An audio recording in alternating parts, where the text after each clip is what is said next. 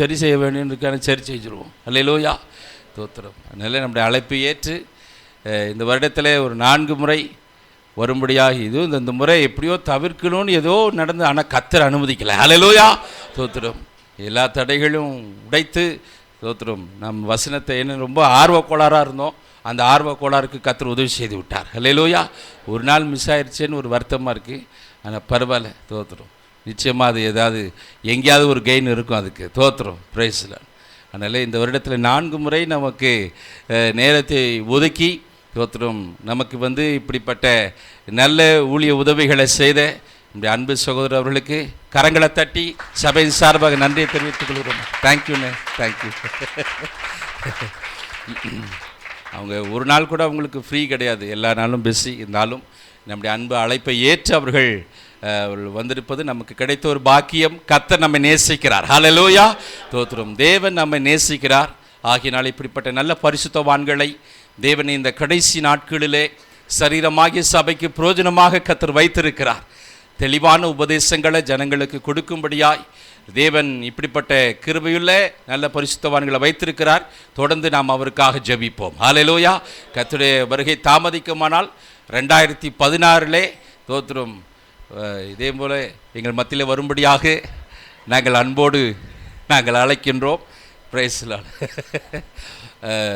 நிச்சயமாகவே கர்த்தர் அதற்குரிய வழிகளை நமக்கு தருவார். ஹல்லேலூயா, தோத்திரம். ஏன்னா வேதத்தை பார்க்கும்போது அப்போஸ்தலர் நாட்களையும் பார்க்கும்போது சரி, அண்ணனும் கொஞ்ச நாள் சொல்லிட்டு அந்த விளக்கங்கள் வசனத்தை கேட்கும்போது ஒரு எழுப்புதல், ஒரு விடுதலை உண்டாகுது. ஹல்லேலூயா, வசனம் தான்.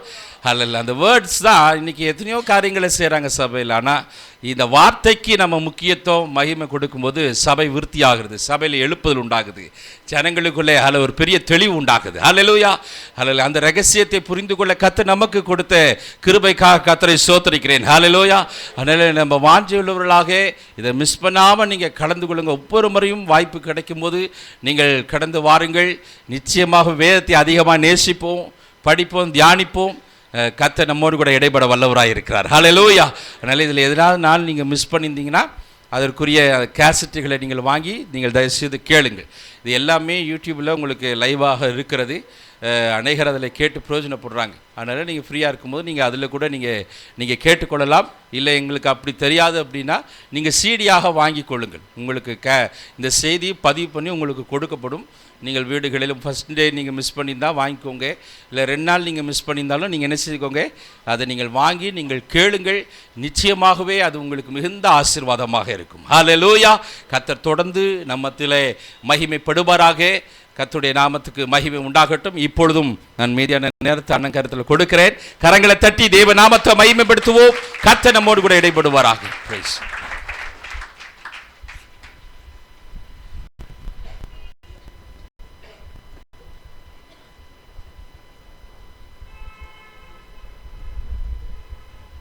ஜீசஸ். ஆண்டவரும் இரட்சகருமான இயேசு கிறிஸ்துவின் நாமத்தினாலே மறுபடியும் உங்களை வாழ்த்துவதற்கு கர்த்தர் கொடுத்த நல்ல வாய்ப்புக்காக நான் கர்த்தருக்கு நன்றி செலுத்துகிறேன். நல்லா இருக்கீங்க தானே? நல்லா இருக்கீங்களா? சரி சரி. இதை கேட்கவே மாட்டீங்களா? நீங்கள் தான் கேட்டிங்களா? என் காதில் விழாத மாதிரி கேட்குறீங்களா? அதான் காதில் விழுற மாதிரி கேட்கணும். அப்படி நீங்களா பாட்டுக்கு ஏதோ பேசிகிட்டு இருந்தால் ரொம்ப என்ஜாய் பண்ணி உட்காந்துருக்கீங்கன்னு நினச்சிட்டு இருக்கேன் நான்.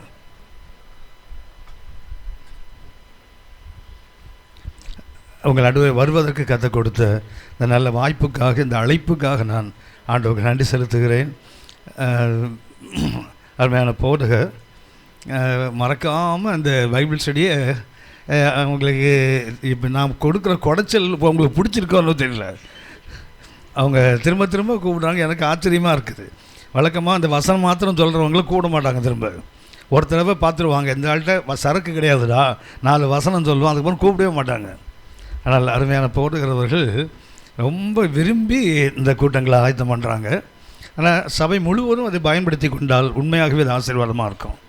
சபையில் நான் காலையில் பார்க்கும்போது பார்த்தேன், சர்ச்சில் உட்கார இடம் இல்லாத அளவுக்கு ஆத்துமாக்கள் வராங்க. ஆனால் மாலையில் கூட்டத்துக்கு மாத்திரம் கொஞ்சம் கஷ்டம்தான். ஆனால் இவ்வளோ பேராவது வந்திருக்கீங்களே, அதுக்கே உங்களுக்கு நன்றியை சொல்லுகிறேன். கண்களை மூடி ஜெபிப்போம். எங்கள் அன்பின் பரலோக பிதாவே, இந்த இரவின் ஆரம்ப வேளைக்காக நாங்கள் மக்கள் நன்றி செலுத்துகிறோம். இந்த நாளிலே நாங்கள் எவைகளை ஆவிக்குரிய பயணத்தில் கற்றுக்கொள்ள வேண்டுமோ பெற்றுக்கொள்ள வேண்டுமோ அவைகளை முழுமையாக கற்றுக்கொள்ளவும் பெற்றுக்கொள்ளவும் தேவர் எனக்கும் எங்களுக்கும் கிருபை பாராட்டுவீராக. மகிமையை நாங்கள் உமக்கு செலுத்துகிறோம் எங்கள் ஆண்டவர் இயேசுவின் மூலம் பிதாவே. என்னாகும் 33:9 நாம் வாசித்தோம். அவர்கள் மாறாலிருந்து எங்கே வந்தாங்க? ஏலிமுக்கு வந்தார்கள். ஏலிமில் இருந்தது என்ன? 12 நீரூற்றுகள், 70 பேரீச்ச மரங்கள். ஸோ அந்த 12 70 இதை குறிக்கும் ஊழியத்தோடு மிக நெருங்கிய தொடர்புடைய எண்ணிக்கை என்று நாம் கவனித்தோம். அதாவது அனுப்பப்பட்டவர்கள் என்ற அர்த்தம். ஏலிம் என்றால் என்ன? ஸ்ட்ராங், ஸ்ட்ரென்த் என்ற அர்த்தம், பலம் என்ற அர்த்தம். தேவன் பிதா அனுப்பினார். முதல்ல யோவான் ஸ்நானனை அனுப்பினார், அதுக்கப்புறம் ஆண்டவர் இயேசு அனுப்பினார். அவங்க 2 பேர்கிட்ட இருந்த 10 காரியங்கள் நாம் நேற்று கவனித்தோம். இது எனக்கும் நமக்கும் ஏதோ அறிவுக்காக இல்லை, நமது ஆவிக்குரிய வாழ்க்கையின் அனுபவத்துக்காக கர்த்தர் எழுதி வைத்திருக்கிறார். அடுத்தது அனுப்பப்பட்ட இயேசு அனுப்புகிறார். அவர் முதல்ல 12 பேரை அனுப்பினார், அதுக்கப்புறம் 70 பேரை அனுப்புகிறார். இந்த 12க்கு 70க்குள்ளே ஒரு 14 தன்மைகளை நாம் கடந்த மாதிரி கவனித்தோம். இதை சும்மா கேட்டு விட்டுறாதீங்க, வீட்டில் நேரம் கிடைக்கும்போது கொஞ்சம் படிச்சுப்பார். நான் எப்போதுமே சொல்லுவேன், இந்த பைபிள் ஸ்டடியில் மாத்திரம் முடிஞ்ச வரைக்கும் எழுதுங்க. ஏன்னா கேட்கும்போது புரிஞ்ச மாதிரி இருக்கும், சொல்கிற எனக்கே மறக்கும். இப்போ நான் உங்களுக்கு சொல்லிகிட்டு இருக்கிறேன்னு திடீர்னு நடுவில் கேட்டிங்கன்னா எனக்கும் நான் திருப்பி ரீகலெக்ட் பண்ணி தான் உங்களுக்கு சொல்ல வேண்டியிருக்கும். இது எல்லாருக்கும் வரக்கூடியது தான். அதனால எந்த அளவுக்கு நீங்கள் எழுதி வைக்கிறீங்களோ அந்த அளவுக்கு உங்களுக்கு பிரயோஜனப்படும். ஏன்னா புரிகிற மாதிரி இருக்கும், ஆனால் மறந்து போயிடும். அப்புறம் என்னவோ சொன்னாங்களே அப்படி தான் யோசிப்பீங்களே தவிர அது வராது. அது மாத்திரம் இல்லை, நீங்கள் பைபிள் படிக்கும்போது உங்களோட தனிப்பட்ட தியானத்தில் பைபிள் படிக்கிறீங்க தெரியுங்களா, கர்த்தர் உங்களோடு சில காரியங்களை விசேஷமாக பேசுவார். அதை நீங்கள் பதிவு செய்து வைக்காவிட்டால் அது உங்களுக்கு மறந்து போயிடும். எந்த பரிசுத்தவானுக்கும் சொல்லாததை கூட கர்த்தர் தன் பிள்ளைகளுக்கு சொல்ல உண்மை உள்ளவர். பெரிய ஊழியக்காரர் தான், பெரிய ஏலிக்கு தான் சொல்லணும்னு அவசியம் இல்லை, சின்ன சாமுவேலுக்கும் கர்த்தர் சொல்லுவார். அதனால் உங்களுக்கு கர்த்தர் கொடுத்தது ரொம்ப விசேஷமானது. அதை கொஞ்சம் பதிவு செய்து வைங்க. என்னைக்குனாலும் ஒரு நாள் நீங்கள் திரும்பி பார்க்கும்போது அது உங்கள் ஆவிக்குரிய வாழ்க்கையை தட்டி எழுப்பி விடுவதாக இருக்கும். அதனால் எழுதுங்கள். நான் உங்களுக்கு என்ன சொல்கிறேன், பேப்பர் கொண்டு வரலையே, அதுக்கு என்ன பக்கத்தில் நோட்டு இல்லையா என்ன, அவன்கிட்ட வந்து எழுதி ஒரு பேப்பர் கிழிச்சிட வேண்டியது தான். பென் இல்லையா, அதுக்கு என்ன அவன்கிட்ட பெண்ணை கேளுங்க, அப்புறம் கொடுக்காதீங்க, நீங்களே வச்சுங்க. சரியா? எப்படி நமக்கு எழுதணும், அவ்வளவுதான். ஐட்டா எம்எஸ் ஜோசப்னு ஒரு ஐயா இருந்தாங்க, ஐபி சபையினுடைய ஆரம்பத்தில் உள்ள பெரிய தலைவர். அவர் வந்து நடமாடும் வேறாகுமா அவங்களாம். ஆனால் ஒரு இன்னைக்கு ரட்சிக்கப்பட்ட ஒரு பையன் ஒரு பிரசங்கம் பண்ணால் கூட பின்னாடி உட்காந்து நோட்ஸ் எடுப்பார் அவர். ஏன்னா ஞானிகளுக்கும் கல்விமான்களுக்கும் கூட மறைப்பார் ஆண்டவர், பாலகருக்கும் பேர்களுக்கும் வெளிப்படுத்துவார். அதனால தேவன் பெரிய ஞானிகளுக்குத்தான் சொல்ல வேண்டும் என்று அவசியம் இல்லை, குழந்தைகளுக்கு பாலகர்களுக்கு கூட கல்வி அறிவு இல்லாதவங்களுக்கும் கர்த்தர் சொல்ல முடியும். ஏன்னா கர்த்தர் பேசும்போது எப்படிப்பட்டவங்களுக்கும் அது புரிந்துவிடும். அதனால் எழுதி வைங்க, வீட்டில் போய் மறக்காமல் திரும்பி பாருங்கள். அது மாத்திரம் இல்லை, சில பார்த்தீங்கன்னா இந்த வசனத்தை பார்த்தீங்கன்னா லூக்கா 5ஆம் அதிகாரம் 3ஆம் வசனம் இப்படி தான் இருக்கும். அடுத்தது மார்க் 2ஆம் அதிகாரம் 7ஆம் வசனம் இப்படி இருக்கும். எதுக்கு அந்த வசனத்தை எழுதுனீங்கன்னு கடைசி உங்களுக்கு தெரியவே தெரியாது. அதில் என்ன கருத்தை நான் சொன்னேனோ அதையும் கூட சேர்த்து எழுதணும். அதையும் சேர்த்து எழுதுனா தான் இந்த வசனத்தில் இந்த கருத்தை தான் நமக்கு வலியுறுத்தி சொல்லியிருக்காங்க. அதனால் இந்த நோட்ஸ் எடுக்கிறதே ஒரு விசேஷித்தது. பைபிள் காலேஜில் பார்த்தீங்கன்னா பசங்க நோட்ஸ் எடுப்பான் தெரியுங்களா, ஒருத்தனை தலையை தூக்கவே மாட்டான். அப்படி பார்த்து இப்படி எழுதிட்டே இருப்பான். ஏன்பா கொஞ்சம் தலையை தூக்குவான்னு கேட்டால் இல்லையா மிஸ் பண்ணிட்டுவாயா, உளுந்து எழுதுவான். அதில் ஒருத்தர் இருக்கிறார், போர்டில் எழுதுன்னு பார்த்தீங்களா, எழுதும்போது ஏதாவது தப்பு வந்துட்டால் அழிக்கிற பார்த்தீங்களா, அவர் என்ன பண்ணுவார்னா எழுதிட்டு அடிச்சு வைப்பார். ஏன்னா ஐயா எழுதிட்டு அடித்தார்ல, அதனால் அவர் என்ன பண்ணுவார், எழுதிட்டு அடிப்பார். ஐயா எதுக்கு, ஐயா இதை எழுதிட்டு அடித்தார். அப்படிலாம் நம்மகிட்ட ஆள் இருக்காங்க. ஆனால் நிறைய பேர் நீங்கள் எழுதுறதை நான் பார்க்குறேன், நிறைய பேர் எழுதலை. எழுதி பாருங்கள், உண்மையாக உங்கள் ஆவிக்குரிய வாழ்க்கை அடுத்த நிலைக்கு போயிடும். ஆமென், ஆமென். சரி, நாம் நம்முடைய பாடத்துக்கு போவோம். என்னாகமம் 33ஆம் அதிகாரம் 9 நாம் அவள் எங்கே கவனிக்கிறோம், ஏலிமுக்கு வந்தார்கள். 10-11 வசனத்தை வாசிங்க.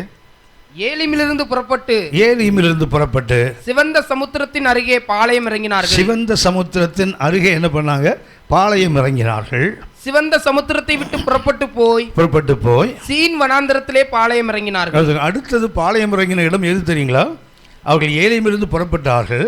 அடுத்து எங்கே இறங்கினார்கள் அவர்கள், சிவந்த சமுத்திரத்தின் கரையில் இறங்குறாங்க. மறுபடியும் எந்த சிவந்த சமுத்திரம் முதல்ல விட தாண்டி வந்தாங்க தெரியுங்களா, மறுபடியும் எங்கே போகிறாங்க? அந்த சிவந்த கடலை போய் எட்டி பார்க்குறாங்க. ஆவிக்குரிய உலகத்தில் உள்ள ஒரு பெரிய ஆபத்து இதுதான்.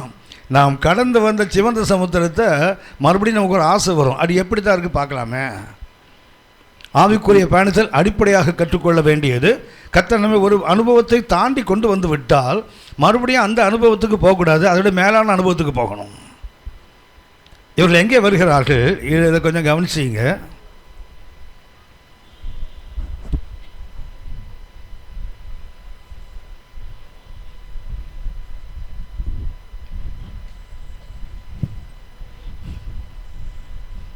இது எகிப்து, இது எகிப்து. நம்ப மாட்டிங்களா?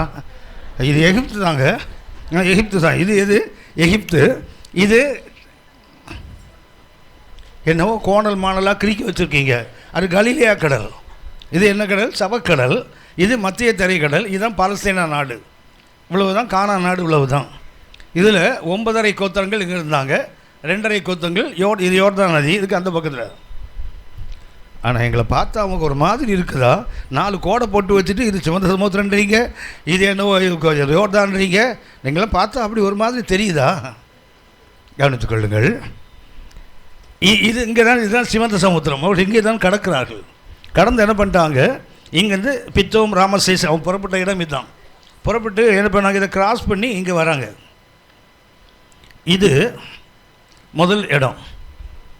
அதுக்கு அடுத்தது மாரா, அடுத்தது ஏலிம், அடுத்தது என்ன? சீன் வனாந்தரம். இது ஓரை பர்வதம். கண்ணை கட்டி காட்டில் விட்ட மாதிரி இருக்குதா? சிவந்த அவங்க புறப்பட்டது பித்தோம் ராமசேஸ் என்ற பட்டங்களுக்கு புறப்பட்டாங்க. புறப்பட்டு சிவந்த சமுத்திரத்தை தாண்டினார்கள். எங்கே வந்தாங்க? முதல்ல மாராவுக்கு, அடுத்தது ஏலிம், அடுத்தது சீன் வனாந்தரம், அதுக்கு அடுத்தது எங்கே? இது ஓரை பர்வதம் அல்லது சீனாய் மலை. சரியா? இப்போ எங்கே புறப்பட்டாங்க? மாரா வந்துட்டாங்க. மாரா மறுபடியும் ஏலிமுக்கு வந்தார்கள். ஏலிமுக்கு வந்தவங்க எங்கே போகணும்? சீன் வனாந்தரத்துக்கு தானே போகணும். ஆனால் எங்கே வராங்க? சிவந்த சமுத்திரம். அந்த ஏலிமுக்கும் இந்த சிவந்த சமுத்திரத்துக்கும் வெறும் 6 மைல் தான். அவர்கள் கடந்து வந்துட்டாங்க. மாரா வந்தார்கள், ஏலிம் வந்தாச்சு. அடுத்தது எங்கே போகணும்? அவங்க சீன் வனாந்தரத்துக்கு தான் போக வேண்டும். ஆனால் அவங்க என்ன பண்ணுறாங்க தெரியுங்களா? நடுவில் ஒரு ஆர்வ கோளாறுன்னு பார்த்து சொல்கிறாங்கல்ல, இது ஆர்வ கோளாறு. என்ன கோளாறு? நம்ம சிவந்த சமுத்திரம் எப்படி தான் இருக்குது, ஒரு முறை பார்த்துட்டு வந்துடலாமே. நல்ல கவனிக்க, பிடிச்சிக்கும். அது கடந்து வந்த அனுபவத்தை நாம் திரும்பி போகும்போது என்ன ஆகும் தெரியுங்களா? அது நம்மை பாதிக்கும், அது நம்முடைய ஆவிக்குரிய வாழ்க்கைக்கு தடையை உண்டாக்கும். இவங்க என்ன ஏலியம் வராங்க. ஏலியம்லேருந்து பார்த்தீங்கன்னா இதுதான் சிவந்த சமுத்திரம். இந்த இடத்துல என்ன பண்ணால் வெறும் 6 மைல் தான் ஏலியமுக்கும் அந்த சிவந்த சமுத்திரம் கரைக்கும். இவங்க இங்கே வராங்க. வந்து என்ன பண்ணுறான்? மறுபடியும் இங்கே இருந்து இங்கே வராங்க, சீன் வனாந்தரத்துக்கு வந்ததாகத்தான். என்னாகும்? 33:10-11. திரும்ப வாசிங்க தம்பி. ஏலிமிலிருந்து புறப்பட்டு சிவந்த சமுத்திரத்தின் அருகே பாளையம் இறங்கினார்கள். ஏலிமிலிருந்து புறப்பட்டவர்கள் எங்கே போகணும்? சீன் வனாந்தரத்துக்கு தான் போகணும். ஆனால் அவங்க என்ன பண்ணுறாங்க தெரியுங்களா? அவர்கள் சிவந்த சமுத்திரத்தின் கரையில் என்ன பண்ணுறாங்க? பாளையம் இறங்குகிறார்கள். சிவந்த சமுத்திரத்தை விட்டு புறப்பட்டு போய் சீன் வனாந்தரத்திலே பாளையம் இறங்கினார்கள். யாத்திராகமம் 16ஆம் அதிகாரம் 1ஆம் வசனம் வாசிங்க. சபையார் எல்லாரும் ஏலிமை விட்டு பிரயாணம் பண்ணி எகிப்து தேசத்திலிருந்து புறப்பட்ட 2ஆம் மாதம் 15ஆம் தேதியிலே ஏலிமுக்கும் சீனாய்க்கும் நடுவே இருக்கிற சீன் வனாந்தரத்திலே சேர்ந்தார்கள். கவனிச்சீங்களா? என்னாகமம் 33:10-11 எங்கிருந்து புறப்பட்டாங்க? அவங்க ஏலிமிலிருந்து புறப்பட்டு சிவந்த சமுத்திரம் வந்தாங்க. அங்கே பாளையம் இறங்கினார்கள். மறுபடியும் அங்கிருந்து புறப்பட்டு எங்கே போனாங்க? சீன் வனாந்தரத்துக்கு போனாங்க. இது என்னாகமத்தில் உள்ள அக்கௌண்ட். ஆனால் யாத்ராகமத்தில் எழுதும்போது எதை எழுதலை தெரியுங்களா? மறுபடியும் அவர்கள் சிவந்த சமுத்திரத்துக்கு போனதை எழுதலை. ஏலிமிலிருந்து எங்கே போயிட்டாங்கன்னு எழுதியிருக்குது. அவர்கள் இங்கே சீன் வனாந்தரத்துக்கு வந்தாங்கன்னு எழுதியிருக்கே தவிர எங்கே போகலை? அவர்கள் சிவந்த சமுத்திரம் போனார்கள் என்று ஆவியானவர் எழுதுறத. அப்படியானால் நமது ஆவிக்குரிய பயணத்தில் நாம் பயனற்ற பயணங்கள் நிறைய செய்கிறோம். தேவையற்ற ஆர்வங்கள், தேவையில்லாத ஒரு ஐடில் கியூரியாசிட்டிம்பாங்க. அது ஒரு மாதிரி நட்டு கலந்த மாதிரி சில நேரத்தில் ஆகும். அது தான் போய் பார்த்துட்டு வந்துடலாமே, இதைத்தான் போய் பார்த்துட்டு வந்துடலாமே. அது ஏன் பார்க்கணும்? கடந்து வந்த பிறகு அதை மறுபடியும் பார்த்தா என்ன ஆகும் தெரியுங்களா? நான் பின்னாடி தான் போயிட்டுருப்போம், முன்னாடி போக மாட்டோம். இந்த ஆவிக்குரிய பயணத்தில் இந்த இடம் மிக முக்கியமானது. என்னாகும் 33:10-11 வாசிக்கிறோம். அவர்கள் ஏலிமை விட்டு சிவந்த சமுத்திரத்தின் கரையில் பாளையம் இறங்கினார்கள். மறுபடியும் அங்கிருந்து புறப்பட்டு சீன் வனாந்தரத்துக்கு போனாங்கன்னு எழுதியிருக்குது. ஆனால் யாத்திராகம் 16ஆம் அதிகாரத்தில் எது எழுதப்படலை? சிவந்த சமுத்திரத்தின் கரையில் அவர்கள் பாளையம் இறங்கினார்கள் என்று எழுதப்படவில்லை. காரணம் ஆவிக்குரிய வாழ்க்கையில் நம்ம வாழ்க்கையிலேயோ நம்மை கொண்டு மற்றவர்கள் வாழ்க்கையிலேயோ மாற்றங்கள் வராத எந்த பயணமும் பரலோகத்தால் பதிவு செய்யப்படாது. நம்ம எடுத்து வைக்கிற ஒவ்வொரு அடி இருக்குது தெரியுங்களா? அந்த ஒவ்வொரு அடியும் ஒன்றில் நம்ம ஆவிக்குரிய வாழ்க்கைக்கு பிரயோஜனமாக இருக்கணும், இல்லை நம்மை சார்ந்த மற்றவங்களோட வாழ்க்கைக்கு பிரயோஜனமாக இருக்கணும். ரெண்டுமே இல்லாமல் சும்மா நான் இப்போ நாங்கள் சிவன் வந்து பார்த்துட்டு வரோமே, பீச்சில் போய் கொஞ்சம் விளையாடிட்டு வரோம்னு வந்திருப்பானுங்க அவங்க. அந்த யாத்திராகமத்தில் எழுதலை பாருங்களேன். சிவந்த சமுத்திரம் வந்து அவர்கள் எழுதவில்லை. இந்த ராத்திரி வேளையில இந்த பயணத்தில் மிக தெளிவாக நாம் புரிந்து கொள்ள வேண்டும். நியாயாதிபதிகளின் புஸ்தகம் 14ஆம் அதிகாரம் 8ஆம் வசனம் வாசிங்க. சில நாளைக்கு பின்பு அவன் அவளை விவாகம் பண்ண திரும்பி வந்து சிங்கத்தின் உடலை பார்க்கிறதற்கு வழி விலகி போனான். சிம்சோனே, உனக்கு தேவையா இது? உனக்கு இது தேவையா? நீ ஒரு நசரேயன், உனக்கும் திராட்சை தோட்டத்துக்கும் சம்மந்தம் இல்லை. அடுத்தது போகும்போது என்ன பண்ணா, ஒரு பால சிங்கத்தை அடித்து அதை கிழித்து போட்டு போயிட்டார். திருப்பி வரும்போது எதுக்கு வருகிறான் அவன்? அந்த பெலிஸ்த தேசத்து பெண்ணை திருமணம் பண்ணுறதுக்காக வருகிறான். வர்ற நோக்கம் என்ன? ஒரு திருமணத்துக்காக வருகிறான். ஆனால் அதுக்குள்ளே அவனுக்கு என்ன ஒரு ஆர்வ கோளாறு? போய் என்ன பண்ணுவான்? நம்ம கிழிச்சு போட்டோமே ஒரு சிங்கம், அது எப்படி இருக்குன்னு பார்க்கலான்னு போகிறான் பாருங்களேன். என்ன ஆகுனாங்க? சிங்கத்துக்குள்ளே ஒரு தேன்கூடு கட்டி இருக்குது இல்லை. நசரேயன் பிணத்தை தொடக்கூடாது, நசரேயன் திராட்சை தோட்டத்துக்குள்ளே போகக்கூடாது, எல்லாத்தையும் மீறாம்பாங்க. ஏன் தெரியுங்களா? அந்த பழைய வாழ்க்கைக்கு திரும்புகிற அனுபவம். ஆவிக்குரிய பயணத்தில் இது எனக்கு ஒரு பெரிய சேலஞ்ச். இது நீங்கள் நானும் தேவ கிருபையினாலே சிவந்த சமுத்திரத்தை கடந்து வந்தோம், மாறாவின் கசப்பு அனுங்களை கடந்து வந்தோம், ஊழியத்தின் மேன்மையாக ஏலிமை கடந்து வந்தோம். அதுக்கப்புறம் என்னதுக்கு சிவந்த சமுத்திரத்துக்கு? அதுக்கு போக வேண்டிய இடம் என்ன? அது சீன் வனாந்திரம் தான். ஆனால் இவர்கள் என்ன பண்ணுறான் பாருங்க, போய் மறுபடியும் அந்த சிவந்த சமுத்திரத்துக்கு பாளையம் இறங்குறாங்கல்ல. நம்ம எல்லாருக்குமே தெரியும், ஆவிக்குரிய வாழ்க்கையில் ஒன்று ஒரு அனுபவத்தை கடந்து வந்த பிறகு மறுபடியும் அந்த இதை போடக்கூடாது. இதை விட மேலான ஒன்றுக்குள்ளே கடந்து போகணும். இதை விட மிக மகிமையான அனுபவங்களுக்கு கடந்து போகணுமே தவிர பழைய குருடி கதவை திரடின்னு போய் அங்கே உட்கார்ந்துருக்கக்கூடாது. இவர் போனார்கள், ஆவியானவர் அதை எழுதவே இல்லை பாருங்களா. அதை ஏன் அவன் ஒன்றுமே செய்யலை, சும்மா வந்தாங்க திரும்பி போனாங்க, அவ்வளவுதான். ஒன்றும் எழுதப்படலை பாருங்க. சிம்சோன் எனக்கும் நமக்கு ஒரு பாடம். சிங்கத்தை கிழித்து போட்டான், இப்போ என்ன பண்ணுறான் தெரியுங்களா? மறுபடியும் போய் வழி விலகி போனான்னு போட்டுருப்பாருங்க. முதல்ல வழி விலகிட்டான். இப்போது அந்த திம்னாத்து பெண்ணை கண்டு அவள் தான் என் கண்ணுக்கு அழகாக இருக்கான்னு சொன்னான் தெரியுங்களா? அப்போ வழி விலகி விட்டான். அதுக்கு மேலே இன்னொன்று என்ன பண்ணலாம் தெரியுங்களா? நான் கிழித்து போட்ட சிங்கம் என்ன ஆச்சுது? அது என்னன்னா உனக்கு என்ன? சிங்கத்தை கிழித்து போட்டால் அது செத்து போச்சு, அப்புறம் உனக்கு என்னத்துக்கு அங்கே ஒரு பார்வை? அதை எடுத்து என்ன பண்ணுற? நீ ஏன் சாப்பிட்ற? உன் பெற்றோர்களையும் தீட்டுப்படுத்துறல. அவனும் அழுக்கடைகிறான், அவனுடைய தாய் தகப்பனையும் அழுக்கடை பண்ணுறான்ல. நாம் வழி விலகி போகும்போது நாம் மாத்திரம் அசுத்தம் அடைவதில்லை, நம்ம சார்ந்திருந்த ஜனங்களையும் அசுத்தப்படுத்துகிறோம். இது ஆவிக்குரிய பயணத்தில் கற்றுக்கொள்ள மிக அற்புதமான ஒரு பாடம். திரும்ப ஒன்று நான் சுட்டி காட்டுகிறேன். 1 ராஜாக்கள் 19ஆம் அதிகாரம் 1 ராஜாக்கள் 19ஆம் அதிகாரம் 9ஆம் வசனம் வாசிங்க. அங்கே அவன் ஒரு கெபிக்குள் போய் தங்கினான். அங்கே எலியா ஒரு கெபிக்குள் போய் தங்கினான். இதோ கர்த்தருடைய வார்த்தை அவனுக்கு உண்டாகி அவர், எலியாவே, இங்கே உனக்கு என்ன காரியம் என்றார். தேவையா இந்த கேள்வி? இவர் படாத பாடுபட்டு வந்து உட்கார்ந்துருக்காரு. கத்த கேட்கிறார், எலியாவே உங்களுக்கு என்ன வேலை? கத்தம் என்ன? உன்னுடைய வேலை எங்கே இல்லையே, கவனித்துக் கொள்ளுங்கள். இது கர்மேல். இது என்ன? கர்மேல் மலை. அங்கே எங்கே வரான் தெரியுங்களா? இஸ்ரேலுக்கு வருவார். இது 20 மைல். இது இஸ்ரேல். இந்த இஸ்ரேல் புறப்பட்டு பேர்சபாவுக்கு வருவான். இது 100 மைல். கர்மேலில் எலியா இருக்கிறார். அங்கேருந்து எங்கே வந்தார்? இஸ்ரேலுக்கு வருகிறார். இஸ்ரேலுக்கு வந்து அங்கேருந்து அவர் பேர்சபாவுக்கு வருகிறார். பேர்சபாவில் தான் அவருக்கு தேவதூதன் என்ன பண்ண, தட்டி எழுப்பியவருக்கு உணவை கொடுக்கிறான். பரலோக சாப்பாடை கொடுக்குறான். சாப்பிட்டு என்ன பண்ணார்?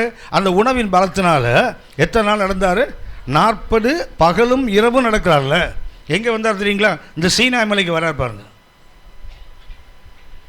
ஹலோ, எங்கேருந்து வராரு?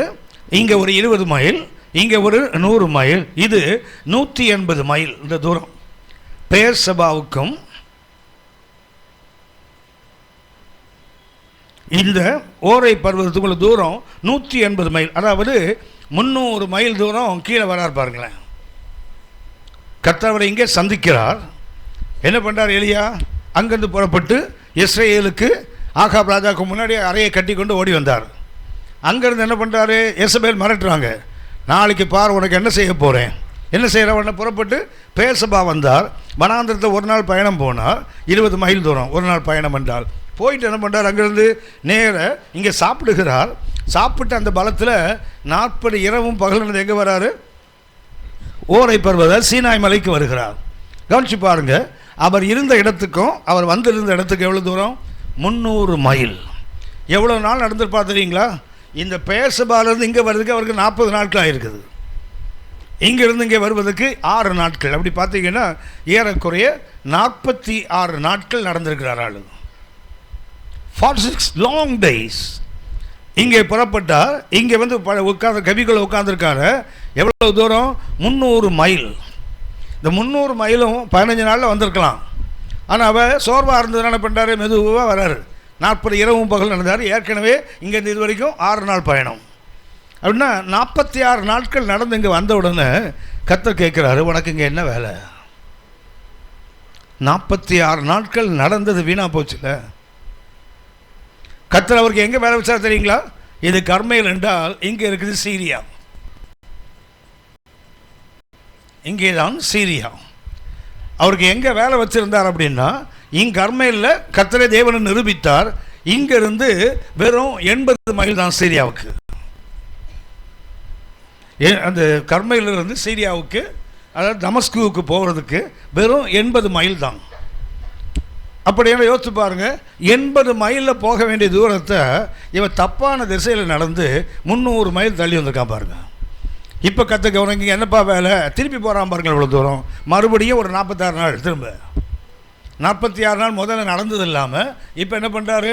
92 நாட்கள் பயணம் பண்ணுறாரு பாருங்கள். இங்கே வந்துட்டு மறுபடியும் இங்கே போய் அங்கேருந்து சீரியாவுக்கு போக வேண்டும். கர்த்தர் அவருக்கு 3 வேலையை வைத்திருந்தார். அங்கே அவரை அழைக்கும் போதே அவருக்கு எத்தனை வேலை? 3 வேலை. ஆனால் எலியா ஒன்றை தான் செய்தார். யார் அபிஷேகம் பண்ணணும்? யெகூவை அபிஷேகம் பண்ணணும். சீரியல் ஆசைகளை அபிஷேகம் பண்ணணும். அடுத்தது எலிசாவை அபிஷேகம் பண்ணணும். 3 வேலையை கர்த்தர் எலியாவுக்கு வைத்திருந்தால் எலியா அந்த எலிசாவை அபிஷேகம் பண்ணது மாத்திரம்தான். மீதி 2 வேலையும் எலிசா தான் செய்தார். அப்படியானால் நமது தேவையற்ற பயணங்கள் நடக்கும்போது என்னாகும் தெரியுங்களா? கர்த்தர் நம்மை குறித்து வைத்த திட்டத்தில் நாம் தோல்வி அடைகிறோம். கர்த்தர் நமக்கு கொண்டு செய்ய நினைத்ததை நாம் வந்து சரியாக செய்ய முடியாமல் போயிடுது. காரணம் என்னவென்றால் we are traveling in the wrong direction. நான் ஒரு தப்பான பக்கத்தில் நடக்கிறேன். இதை கேட்டான்னு சொல்லுவார், நான் கர்த்தரை பருவத்துக்கு தானே வந்தேன். எலியாவை கேட்டான்னு சொல்லுவார், he has got a justification. அவருக்கு என்ன இருக்குது? ஒரு நியாயமான காரணம் இருக்குது. நான் என்ன எங்கேயுமா போனேன்? கர்த்தருடைய மலைக்கு கர்த்தருடைய பருவத்துக்கு தானே வந்தேன். கர்த்தர் சொல்லாமல் ஏன் இங்கே வந்த? கர்த்தருடைய பர்வதமாக இருந்தாலும் கர்த்தர் சொன்னால் தான் வரணுமே தவிர நாம ஆர்வ கோளாறு இங்கே வரைக்கும் வந்து நிற்கக்கூடாது. கர்த்தருக்கு உனக்கு இங்கே என்ன வேலை? ராத்திரியில் கொஞ்சம் யோசித்துக்கொள்ளுங்கள். நீங்கள் நான் இன்றைக்கி என்ன பண்ணுறோம் தெரியுங்களா? தேவையற்ற பயணங்கள் ஆவிக்கிற வாழ்க்கையில் அநேகம். நான் போக வேண்டிய தூரம் ஏராளம் இருக்குது. ஆனால் என்ன பண்ணுறதுங்களா? நிறைய ஷார்ட் சர்க்கியூட்ஸ். இங்கே போகிறோம், அங்கே போகிறோம், இங்கே ஓடுறோம், அங்கே ஓடுறோம். கடைசியில் என்ன ஆகும் தெரியுங்களா? நம்மை கொண்டு தேவன் நிறைவேற்ற வேண்டிய திட்டத்தை நாம் தொலைத்து விடுகிறோம். அதைத்தான் எலியாவுக்கு நீங்கள் ஏன்பா உனக்கு என்ன வேலை? உனக்கு நான் அங்கே சீரியாவில் வேலை வச்சுருக்கேன். கர்த்தர் எலிசாவுக்கு வைத்திருந்த வேலை சீரியாவில். எங்கே இல்லை? சீனாய் மலையில் அல்ல. எலியாவுக்கு வந்து ஒரு நியாயம் இருக்கலாம். நான் எங்கே வந்தேன்? கர்த்தருடைய பருவத்தானே வந்திருக்கேன். வந்தப்பா, ஆனால் கர்த்தர் சொல்லாமல் வந்தல்ல. தேவன் சொல்லாமல் நீங்களும் கர்த்தருக்காக எத்தனை செய்தாலும் அநேக நேரத்தில் ஏமாற்றத்தில் தான் முடியும். கர்த்தருக்கு தானே செய்கிறேன், கர்த்தருக்காக அறிஞ்ச சபைக்கு தானே செய்கிறேன். ஆனால் is it according to the will of God? தேவ சித்தத்தின்படி தான் செய்கிறோமா? இந்த இந்த சிவந்த சமுத்திர பயணம் எனக்கு ஒரு சேலஞ்ச். நான் இதை படிக்கும்போது சில நாட்கள் முன்னாடி அந்த நோட்ஸ் எடுத்துகிட்டு இருக்கும்போது எனக்கு ரொம்ப ஆச்சரியமாக இருந்தது. என்னாகமத்தில் எழுதியிருக்குது, யாத்திராகமத்தில் எழுதலை. ஏன் ஆண்டவரே அதை விட்டீங்க? அதுவா தேவையற்ற பயணம், தேவையில்லாத ஒரு பயணம். என்ன, எந்த இம்பார்ட்டன்ஸ் இல்லை பாருங்களாங்க, எந்த முக்கியத்துவமும் அங்கே இல்லைல்ல. இன்றைக்கி கர்த்தருடைய பிள்ளைகள் அநேகர் கர்த்தருக்காக ஓடுகிறோம், உழைக்கிறோம், பிரயாசப்படுகிறோம், நல்லது தான். ஆனால் நோக்கம் அது நிறைவேறாவிட்டால் ஓடி என்ன ஓடாமல் போனா என்ன? ஒன்று நாம் கவனித்தோம், சிம்சோன் தேவையில்லாத இடத்துக்கு போய் என்ன பண்ணால் தன்னை தீட்டுப்படுத்திக் கொள்கிறான், ஒரு நசரேயன். அடுத்தது வல்லமை என்றாலே யூதர்களுக்கு எலியா தான் சிறந்த தீர்க்கதரிசி. ஆண்டவர் இயேசுவை கேட்பாங்க தெரியுங்களா, நீர் யார்? இயேசு கேட்பார், ஜனங்கள் என்ன யாருப்பா சொல்கிறாங்க? உங்களை எலியான்னு சொல்கிறாங்க. ஏன்? தேவனுடைய வல்லமைக்கு யூதர்கள் பயன்படுத்துகிற வார்த்தை எலியா தான். அந்த எலியாவே தப்பாக போயிட்டுருக்கார் பாருங்க. கர்த்தர் ஏன் தான் தடுத்து நிறுத்திருக்கலாமே, ஏழாக போகாதப்பா அப்படி போய் சொல்லாமே. பின்னாடி வருகிற உங்களுக்கும் எனக்கும் ஆவிக்குரிய வாழ்க்கையில் ஒரு பாடத்துக்காக கர்த்தரை அனுமதித்திருக்கிறார். கர்த்தரை அனுமதித்திருக்கிறார். எதுக்கு அனுமதித்தா தெரியுங்களா? நீங்களும் நானும் பின்னாடி இந்த தவறை செய்யக்கூடாது என்பதற்கு. ஏன்னா அப்படி தானே போட்டிருக்குது. அவர்களுக்கு அது நடந்தது, கடைசி காலத்து வாழ்க்கை நமக்கு அது திருஷ்டாந்தங்களாக வைக்கப்பட்டிருக்கிறது. அப்படின்னா நீங்களும் நானும் சரியான பயணத்தில் தான் போயிட்டு இருக்கிறோமான்னு கொஞ்சம் கவனித்துக் கொள்ளுங்கள். இன்னும் ஒரு உதாரணத்தை நான் உங்களுக்கு சுட்டி காட்டுகிறேன். உபாகமம் 17ஆம் அதிகாரம், உபாகமம் 17ஆம் அதிகாரம் 16ஆம் வசனம் வாசிங்க. அவன் அநேக குதிரைகளை சம்பாதியாமலும். அதாவது உங்களுக்கு தெரியும், இஸ்ரவேலுக்கு கர்த்தர் தான் ராஜா. ஆனால் ஒருவேளை எனக்கு மற்ற மக்களைப் போல, மற்ற நாடுகளைப் போல எனக்கும் ஒரு ராஜாவை நீ கேட்டேன்னு சொன்னால், அப்போ என்ன பண்ணு, உங்கள் சகோதரருக்குள்ள ஒருத்தன் தான் என்ன பண்ணும், உங்களுக்கு அரசனாக வரணும். அடுத்தது அவன் என்ன செய்யக்கூடாது, அநேகமான குதிரைகளை என்ன செய்யக்கூடாது, சம்பாதியாமலும். அநேக குதிரைகளை தனக்கு சம்பாதிக்கும்படிக்கு ஜனங்களை திரும்ப எகிப்திற்கு போக பண்ணாமலும் இருக்க கடவன். நீங்கள் அறிந்திருப்பீர்கள், அந்த ஸ்டடியில் முதல்ல உங்களுக்கு எடுத்தேன், எகிப்திலிருந்து நான் உன்னை அழைத்து வந்தேன் என்று பைபிளில் 80 முறை எழுதப்பட்டிருக்கிறது. 80 times I have brought you out of Egypt. 80 முறை சொன்னவர் என்ன சொல்றாரு, மறுபடியும் நீ எங்க போகாத, எகிப்துக்கு போகாத. கர்த்தர் ஒன்று என்னவோ அப்படி ஒரு மந்தையை போல நம்ம நடத்துகிறவர் அல்ல, ஆடு மாடு மாதிரி போகிறது இல்லை. தேவன் ஸ்பெசிஃபிக்காக குறிப்பிட்ட ஒரு நோக்கம் ஒவ்வொரு கர்த்தருடைய பிள்ளைக்கும் உண்டு. சபையில் இருக்கிற ஒவ்வொரு தேவ பிள்ளைகளுக்கும் கர்த்தர் ஒரு திட்டத்தை வைத்திருக்கிறார். நம்ம விருப்பம் போல போகிறதுக்கு ஆவிக்குரிய வாழ்க்கை நம்ம இஷ்டம் அல்ல, அது தேவ சித்தம். என்ன பண்ணுற, கர்த்தர் சொல்கிறார், நீ எகிப்துக்கு என்ன பண்ணாத, குதிரைகளை வாங்க, எங்கே போகாத, எகிப்துக்கு போகாத, இனி அந்த வழியாய் நீங்கள் திரும்பி போக வேண்டாம் என்று கர்த்தர் உங்களுக்கு சொல்லி இருக்கிறாரே. கர்த்தர் என்ன சொல்லி இருக்கார் உனக்கு, எகிப்துக்கு மறுபடியும் போகாத. 28ஆம் அதிகாரம், உபாகமம் 28ஆம் அதிகாரம் 68ஆம் வசனம் வாசிங்க. உபாகமம் 28:68. இனி காணாதிருப்பாய் என்று நான் உனக்கு சொன்ன வழியாய் கர்த்தர் உன்னை கப்பல்களில் எகிப்திற்கு திரும்ப கொண்டு போக பண்ணுவார். நீங்களும் நானும் எகிப்துக்கு போகக்கூடாது.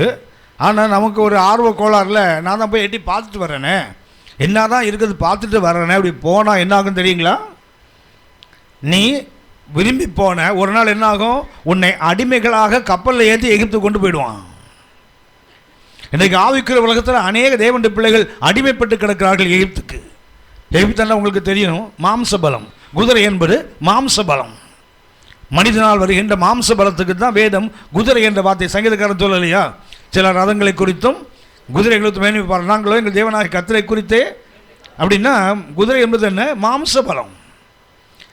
வாசிங்களேன், ஏசாயா 30ஆம் அதிகாரம், ஏசாயா 30ஆம் அதிகாரம் 1ஆம் வசனம் வாசிங்க.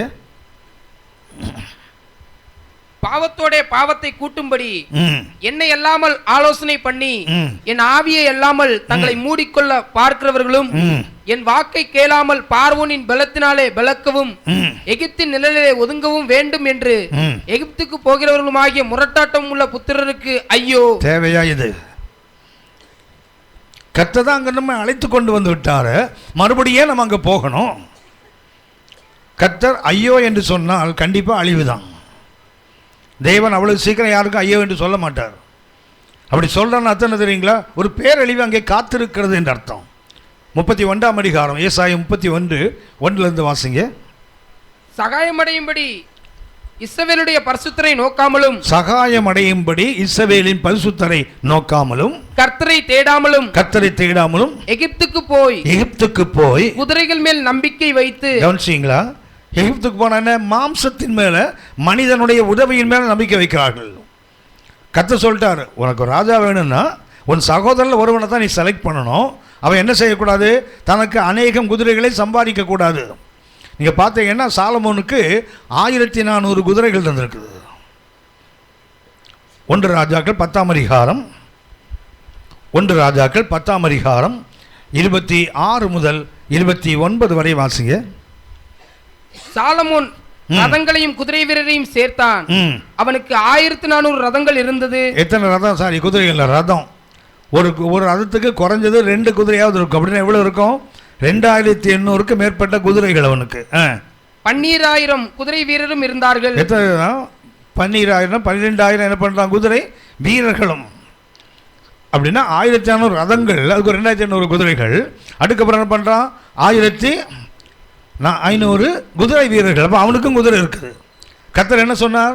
குதிரைகள் என்ன பண்ணாரு? அதிகமாக சேர்க்காத. ஆனால் இவர் என்ன பண்றாரு? இவர் சேர்த்ததும் அல்லாமல், வாசியா, தொடர்ந்து வாசியா, அவைகளை ரதங்கள் வைக்கும் பட்டணங்களிலும் அவர்களை எருசலேமின் இடத்தில் வைத்திருந்தான். வாசிப்பா. எருசலேமிலே ராஜா. உனக்கு தொண்டில பிரச்சனை, எனக்கு பிரச்சனையா? ஓ, ஒரு அவயம் பாடுபட்டா அடுத்த இடம் பாடுபடுமா? ஆமேன் ஆமேன் ஆமேன். இந்த மாதிரி பாடுபடுற அவயம் தான் வேணும் என் சபைக்கு. சரி, வாசியா. எருசலேமிலே ராஜா வெள்ளியை கற்கள் போலவும் கேதுரு மரங்களை பள்ளத்தாக்கில் இருக்கும் காட்டத்தி மரங்களை போலவும் அதிகமாக்கினான்.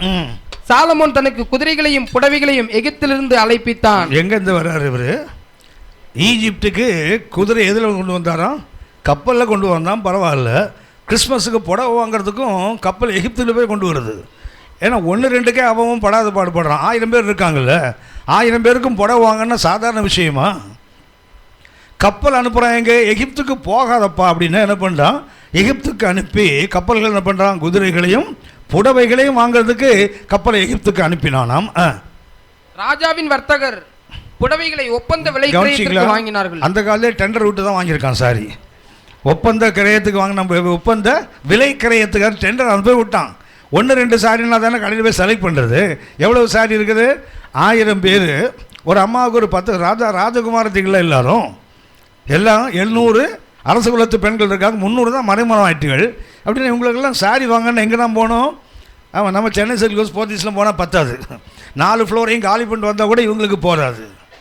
ஒரு அம்மாவை கூட்டிகிட்டு போய் கடைக்கு போனீங்கன்னா அது 4 ஃப்ளோரையும் தலைகளை கவுத்து கொட்டிட்டு கடைசியாக நல்லாவே இல்லைன்னு வந்துடும் பாருங்களேன். சாலமோன் என்ன பாடுபட்டானோ தெரியல, புண்ணியவான். கப்பலில் வாங்கிட்டு வந்திருக்கான் பாருங்களேன் எல்லாத்தையும். வாசிக்கிறமே. எகிப்திலிருந்து வந்த ஒவ்வொரு ரதத்தின் விலை 600 வெள்ளிக்காசும் ஒவ்வொரு குதிரையின் விலை 150 வெள்ளிக்காசுமாய் இருந்தது. இந்த பிரகாரம் ஏத்தியரின் ராஜாக்கள் எல்லாருக்கும் சீரியாவின் ராஜாக்களுக்கும் அவர்களுமாய் கொண்டு வரப்பட்டது. எங்க? யார் மூலமா? சாலமோன் குதிரைகளை வாங்கினது எல்லாம் என்ன பண்றான்? மற்ற தேசத்து ராஜாக்களுக்கு என்ன பண்றான்? இவர் எகிப்திலிருந்து குதிரை வாங்கி அதை ஹார்ஸ் ட்ரேட் பண்றாரு பாருங்களேன். குதிரை வியாபாரம் அன்றைக்கே நடந்திருக்குது. இப்போ தான் நமக்கு பார்லிமெண்ட் அசம்பிளியில் ஹார்ஸ் ட்ரேடுன்றான். இந்த எம்எல்ஏ எம்பி எல்லாம் பார்த்தீங்கன்னா காசு கொடுத்து வாங்கிடுவாங்க தெரியுங்களா? மெஜாரிட்டி இல்லைன்னா காசு கொடுத்து வாங்குவான் தெரியுங்களா? அது பேர் ஹார்ஸ் ட்ரேடிங்னு பேர். அதுக்கெல்லாம் முத்து போட்டது யார்? நம்மால் தான் போட்டிருக்கிறான் வித்து. ஹார்ஸ் ட்ரேடிங் அப்போவே பண்ணியிருக்கிறான். பக்கத்து நாடுகளுக்கு நீயே போகாதுன்னு சொன்னால் நீ போனது இல்லாமல் என்ன பண்ண மற்றவங்களுக்கு வாங்கி கொடுத்துருக்கானே. அது தேவ ஜனங்களுடைய தன்மை என்ன தெரியுங்களா? கர்த்தர் ஒன்று சொன்னால் எப்படியாவது அதை மீறலைன்னா மனசு வெடிச்சே போயிடும், மண்டை செதறியே போயிடும். ஏன்? அவர் என்ன சொல்கிறது, நான் என்ன கேட்கறது, அதுதானே. அன்புக்குரியவர்களே, இன்னொரு உதாரணம் சுட்டி காட்டுகிறேன். 1 ராஜாக்கள் 13ஆம் அதிகாரம் 1 ராஜாக்கள் 13ஆம் அதிகாரம் 9-10 வசனத்தை வாசிங்க. ஏனென்றால் நீ அப்பம் புசியாமலும் தண்ணீர் குடியாமலும் போன வழியாய் திரும்பாமலும் இருவென்று கர்த்தர் தம்முடைய வார்த்தையால் எனக்கு கட்டளையிட்டிருக்கிறார் என்று சொல்லி. ஒரு தேவ மனிதனுக்கு கர்த்தர் கட்டளையிட்டிருக்கிறார். நீ எங்க போகாத, நீ வந்த வழியா திரும்பி போகாத, நீ மறுபடியும் என்ன பண்ணாத, அந்த பெத்தேலுக்கு போகாதுன்னு கர்த்தர் என்ன பண்ணாரு சொல்லி, போனது ஒரு வழினா வந்தது வேற வழியா வரணும் கர்த்தர் சொல்லி அனுப்புகிறார். கர்த்தர் சொன்ன மாதிரியே செய்தார். ஆனால் ஒரு தீர்க்கதரிசி வந்து ஏமாத்துறான் பாருங்களேன். எப்போ நீங்களும் நானும் தேவனுடைய திட்டத்துமே நடக்க விரும்புகிறோமோ அப்போ பிசாசு என்ன பண்ணுவான் தெரியுங்களா? எப்படியாவது நம்ம திசையை திருப்பி விடுவதற்கு முயற்சி பண்ணிக்கிட்டே இருப்பான். நாம் எடுக்கிற தீர்மானத்தை பலவீனப்படுத்த பிசாசு முயற்சி பண்ணும்போது தெரிஞ்சுங்க நாம் எடுத்த திட்டம் சரியானது, நாம் எடுத்த தீர்மானம். அதனால தான் பிசாசு இடிக்கிறான். வந்து இவன் சொல்லிட்டான், ராஜாட்ட சொல்லிட்டான், நீ ஆண்மணில் பாதி கொடுத்தாலும் வேணாயான்னு வந்துட்டான். ஆனால் ஒரு கிழட்டு தீர்க்கதரிசி என்ன பண்ணுறான்? 17ஆம் வசனம் வாசிங்க. 17. ஏனென்றால் நீ அப்பம் புசியாமலும் அங்கே தண்ணீர் குடியாமலும் நீ போன வழியாய் திரும்பி வராமலும் இரு என்று கர்த்தருடைய வார்த்தை எனக்கு உண்டாயிருக்கிறது என்றான். என்ன யார் பேசினது? God's voice. கர்த்தர் பேசி இருக்கிறார். ஆனா 18ஆம் வசனம் வாசிங்க. அதற்கு அவன், உம்மை போல நானும் தீர்க்கதரிசிதான். உம்மை போல நானும் தீர்க்கதரிசிதான். அவன் அப்பம் புசித்து தண்ணீர் குடிக்க நீ அவனை திருப்பி உன் வீட்டுக்கு அழைத்து கொண்டு வா என்று ஒரு தூதன் கர்த்தருடைய வார்த்தையாக என்னோட சொன்னான் என்று. கர்த்தரை விட தூதன் பெரிய ஆளா? After all he is a servant of God. யோவான் காலில் விழும்போது என்ன சொல்றான் தூதன்? பாரு, நானும் ஒன்ன போல கர்த்தருக்கு ஊழியக்காரன். காலை விழாதுன்னு தானே தூக்கி விட்டான். ஒரு முறை அல்ல, 2 முறை. வெளிப்பாட்டில் பார்த்தீங்கன்னா 2 முறை யோவான் என்ன பண்ணுறாரு? வெளிப்பாடுகளை பெற்ற போது அவருக்கு ஒன்றும் புரியலை. தூதன் காலில் விழுறான். என்ன சொல்கிறாரு? நீ என்னை பணிந்து கொள்ளாத, கர்த்தரை தொழுதுகொள். ஏன்? நான் யார்? உன்னை போல ஒரு ஊழியக்காரன், அவ்வளவுதான். கர்த்தர் சொல்லிட்டாரு, நீ போகாத. ஆனால் தீர்க்கதரிசி சொல்கிறான், தூதன் வந்து சொல்லியிருக்கிறான். யோசிக்க வேண்டாம். கர்த்தர் ஒரு முறை சொன்னால் அது திருப்ப மாற்ற மாட்டார. கர்த்தர் ஒரு முறை சொன்னால் அது திரும்ப மனிதனாவ. அந்த தீர்க்கதரிசிக்கு தெரியல பாருங்களேன். உங்களுக்கு நேரம் இருந்தால் வீட்டில் போய் பார்த்து பாருங்கள். அந்த 1 ராஜாக்கள் 13ஆம் அதிகாரத்தில் 7 மகிமையான தகுதிகள் அந்த தேவ மனுஷனுக்கு இருந்தது. அவ்வளோ அற்புதமான தகுதிகள். கடைசியில் பார்த்தீங்கன்னா 19ஆம் வசனம் வாசியா. அப்பொழுது அவன் இவனோட திரும்பி போய் இவன் வீட்டிலே அப்பம் புசித்து தண்ணீர் குடித்தான். அவர்கள் பந்தியில் உட்கார்ந்திருக்கிற போது அவனை திருப்பி கொண்டு வந்த தீர்க்கதரிசிக்கு கர்த்தருடைய வார்த்தை உண்டானதினால் பொய்ய சொல்லி கூட்டிட்டு வந்தான். அவனுக்கு போய் யார் பேசுறாங்க? முதல்ல பொய் நான் இப்போ கர்த்தருடையாவே பேசுது.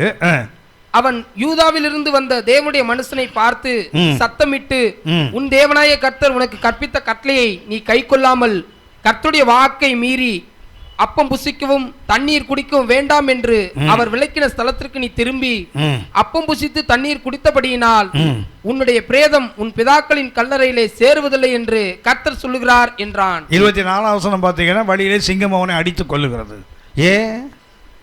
தேவையில்லாத பயணம். நான் திரும்ப சொல்லுகிறேன், ஆவிக்குரிய வாழ்க்கையில் உங்களுக்கும் எனக்கும் ஒரு பயணம் முன்குறிக்கப்பட்டிருக்கிறது. ஒவ்வொரு அடி எடுத்து வைக்கும் போதும் கவனமாக தான் எடுத்து வைக்கணும்.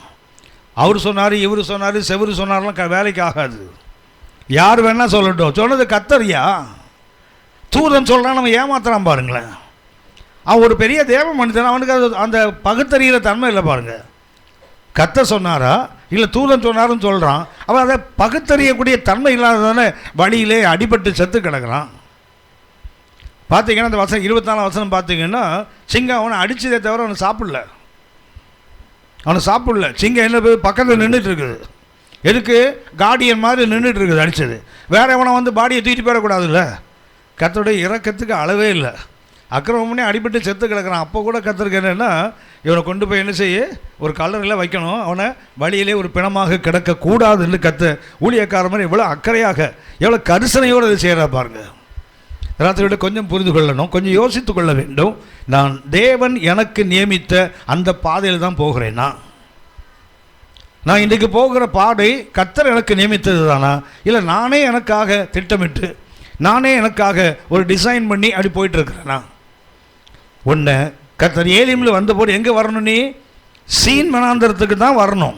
ஆனால் இவங்க என்ன பண்ணுறாங்க, அங்கேருந்து மறுபடியும் கிட்ட தானே இருக்குது, எப்படி எட்டி பார்த்து வரலாமே. வெளியூர்களுக்கு ஊழியத்துக்கு போனீங்கன்னா என்ன பண்ணுவாங்க, நம்ம விசுவாசிகள் ஊழியர்கள் சொல்லுவாங்க, அண்ணே பக்கத்தில் அந்த நாட்டில் பக்கத்தில் ஒரு நல்ல டூரிஸ்ட் சென்டர் இருக்குண்ணே, வந்து பார்த்துட்டு போங்கண்ணே. நான் சொல்ல, நான் வந்தது ஊழியத்துக்கு வந்திருக்கிறேன், ஊர் சுற்றி பார்க்கறதுக்கு இல்லை. கோலாலம்பூர் போனீங்கன்னா பக்கத்தில் அண்ணே 20 ஹவர் இருக்குண்ணே, ஒரு பெரிய மியூசியம் இருக்குண்ணே, வந்து பார்த்துட்டு போங்கண்ணே. ஜெத்தாவுக்கு போனீங்கன்னா பக்கத்தில் சிவந்த சமுத்திரம் ஓடுது. சிவந்த சமுத்திரம் ஓடுதுன்னு சொன்னால், அண்ணே இங்கேருந்து 700 மைல் ட்ராவல் பண்ணால் அவங்க இஸ்ரேல் மக்கள் கடந்தாங்க இல்லையா, அந்த இடம் அங்கே தான் இருக்குது. நான் போயிட்டு காரில் கூப்பிட்டு போகிறேன்னே. நான் சொன்னேன், நான் ஃப்ளைட்டில் வரும்போதே பார்த்துட்டேன். அதை மேலே வரும்போதே கர்த்தர் எனக்கு அதை காட்டிட்டார், அது போதும். கவனியுங்கள், நம்ம சைட் ட்ராக் பண்ணுறதுக்கு என்னெல்லாம் செய்ய முடியுமோ நான் எப்போதுமே சொல்லுவேன், உங்களுக்கு சொல்லியிருக்கிறேன், ஏன் மறந்துடுவீங்க தானே. எப்போதுமே பிசாசு நண்பனுடைய குரலை தான் பேசுவான். Devil will always speak in the voice of a friend. ஒரு நண்பனுடைய குரலில் தான் பிசாசு பேச. எதிரி பேசினா நமக்கு தெரியும் நம்மளை ஏமாத்துறான். அந்த தேவ மனிதனை திருப்பதற்கு யாரை பயன்படுத்துகிறான்? ஏற்கனவே கர்த்தரால் பயன்படுத்தப்பட்ட ஒரு தீர்க்கதரிசி. இவன் என்ன யோசிப்பான்? தீர்க்கதரிசி பொய் சொல்லுவான், அப்படி தானே போயிருப்பான்.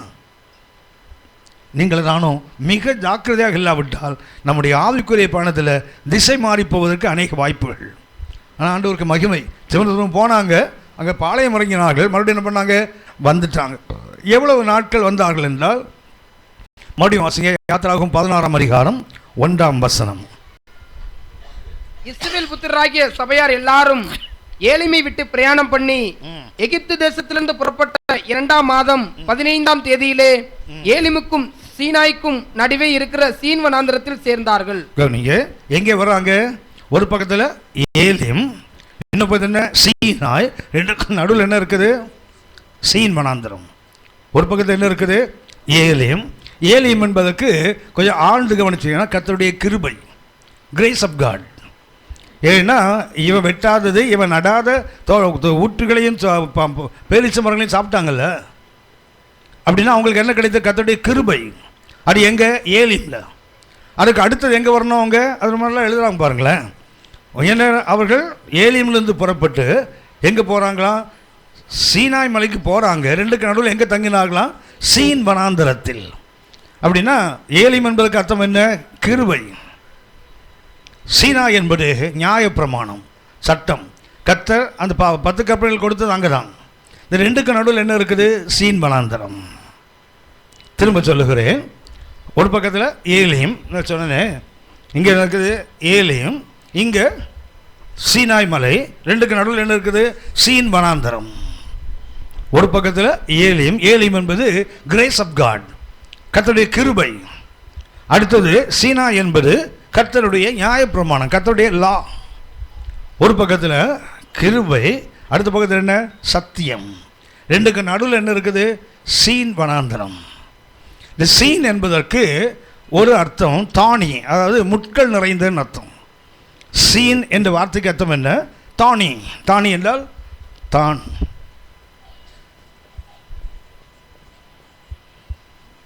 முட்கள் நிறைந்த. சீன் என்ற வார்த்தைக்கு அர்த்தம் என்ன? முட்கள் நிறைந்தது. அடுத்தது அதுக்கு இன்னொரு வார்த்தை இருக்குது, கிளே, களிமண். சீனுக்கு 2 வார்த்தைகள். ஒன்று என்ன?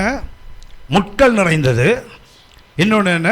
சதுப்பு நிலம் போன்ற, இல்லை சொன்னால் ஒரு நிலையான உறுதியான ஒரு தரை இல்லை. அங்கே என்ன இருக்கிறாங்க? அது வலிக்கு விழுகின்ற அனுபவம் உள்ள ஒரு இடம். இந்த இடத்துக்கு அவர்கள் வந்தார்கள். இங்கே வந்தபோது இதில் நாம் கற்றுக்கொள்ள வேண்டியது, ஒரு பக்கத்தில் என்ன இருக்குது? கிருபை. இன்னொரு பக்கத்தில் என்ன இருக்குது? சத்தியம். இந்த ரெண்டுக்கு நடுவில் என்ன இருக்குது? மகிமை, காட்ஸ் க்ளோரி.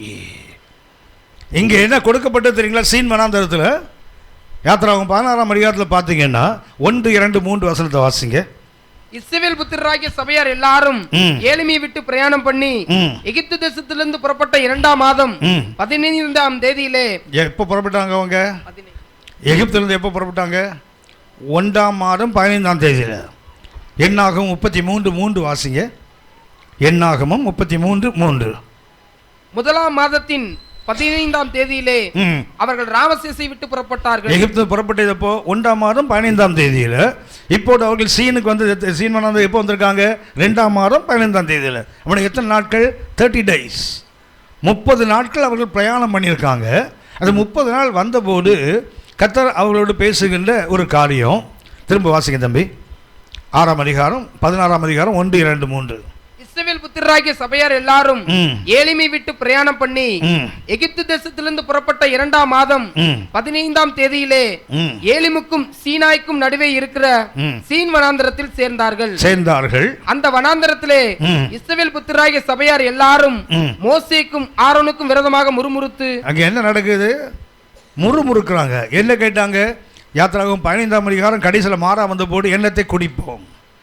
இங்கே என்ன கேட்குறான்? எண்ணத்தை உண்போம்.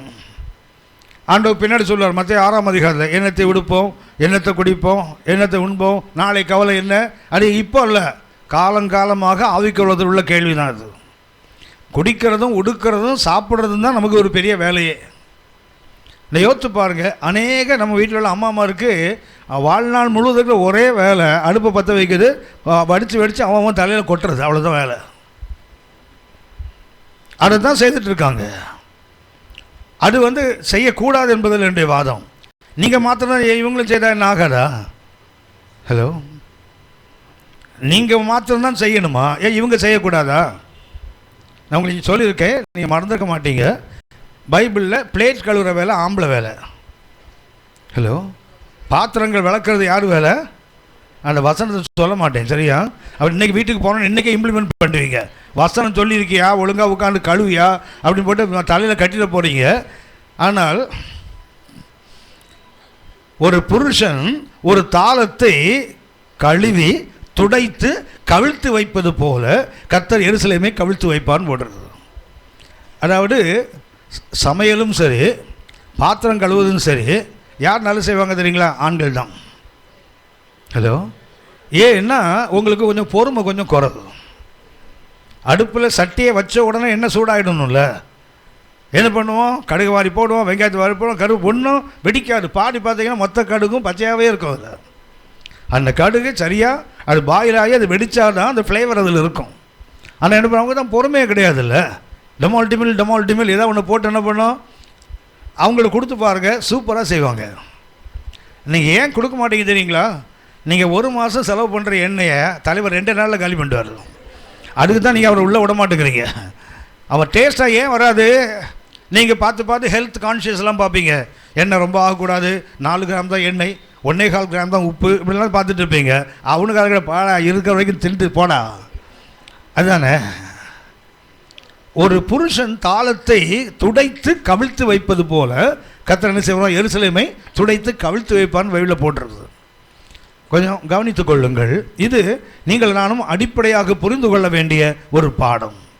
அவங்க எங்கே வந்துட்டாங்க? சீன் வனாந்தருக்கு வந்தாங்க. எவ்வளோ நாட்கள்? 30 நாட்கள் வந்து சேர்ந்துட்டாங்க சீன் வனாந்தரத்தில். இந்த சீன் வனாந்தரத்தின் அனுபவம் என்ன? ஜனங்கள் மோசேக்கு ஆரோனுக்கு விரோதமாக முறுமுறுக்கிறார்கள். என்ன கேட்குறாங்க? எண்ணத்தை உண்போம். 15ஆம் அதிகாரத்தில் மாறா வந்தால் எண்ணத்தை குடிப்போம். அடுத்தது வந்து எண்ணத்தை உண்போம். இவங்க உட்காந்துருக்கீங்களா? மண்டைக்குள்ளே ஒன்று ஓடிட்டே இருக்குல்ல, போன உடனே எண்ணத்தை செய்து அவன் தலையில் கொட்டுவேன்னு ஒன்று இருக்குல்ல. மத்தியானம் சேர்ச்சில் சாப்பிட்டீங்களா? சாப்பிட்டீங்களா? அப்போ மத்தியானம் சமைச்சிருக்க மாட்டீங்க, சரியா? இப்போ சாயங்காலம் ராத்திரி போனோன்னு என்ன பண்ணோம்? எதையாவது ஒன்று பண்ணோம்ல, கொஞ்சம் நல்ல தண்ணியை கொதிக்க வச்சு தலையில் கொட்டிடுங்க, சூடாக இருக்கும் அது, சரியா? சூடாக தானே வேணும், எதையா ஒன்று தலையில் கவுத்துட்டா போதும். இந்த சீன் வனாந்தரத்தின் அனுபவம் என்ன? எண்ணத்தை உண்போம், எண்ணத்தை குடிப்போம், இதுதான் அவனுடைய கவலை. இந்த 3ஆம் வசனம் வாசி தம்பி, 16:3.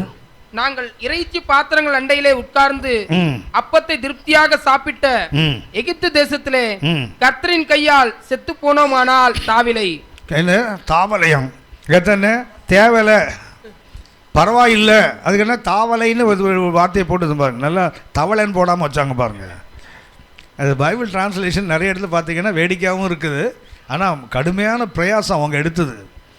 எந்த விதமான வாய்ப்புகளும் இல்லாத காலத்தில் எவ்வளவு அருமையாக நம்ம தாய்மொழியில் வேதத்தை கொண்டு வந்திருக்காங்க. எனக்கு எப்போதுமே ஒரு சேலஞ்ச் இருக்கும். உங்களுக்கு தெரியும் தானே சீகன் பால்க்? தெரியும் தானே? பர்த்தலமேயு சீகன் பால்க் தெரியும் தானே? தெரியும் தானே? தெரியும். அவர் இந்தியாவுக்கு வந்து சரியாக 9 வருஷம்தான் இந்தியாவில் இருந்திருக்கார். அவருடைய 32வது வயதில் வந்தது, 26 வயசில் 32 வயதில் புதிய ஏற்பாடு முழுவதையும் தமிழில் டிரான்ஸ்லேட் பண்ணி அச்சு அடித்து கொண்டு வந்துட்டார். அடுத்த 5 ஆண்டுகள், அது 37 வயசு வரைக்கும், 32 கொண்டு வந்தார். 37க்குள்ளே பழைய ஏற்பாட்டில் ரூத் வரைக்கும் மொழியாக்கம் பண்ணிட்டார். ஆனால் 37 வயசு அவர் இறந்தும் போயிட்டார்.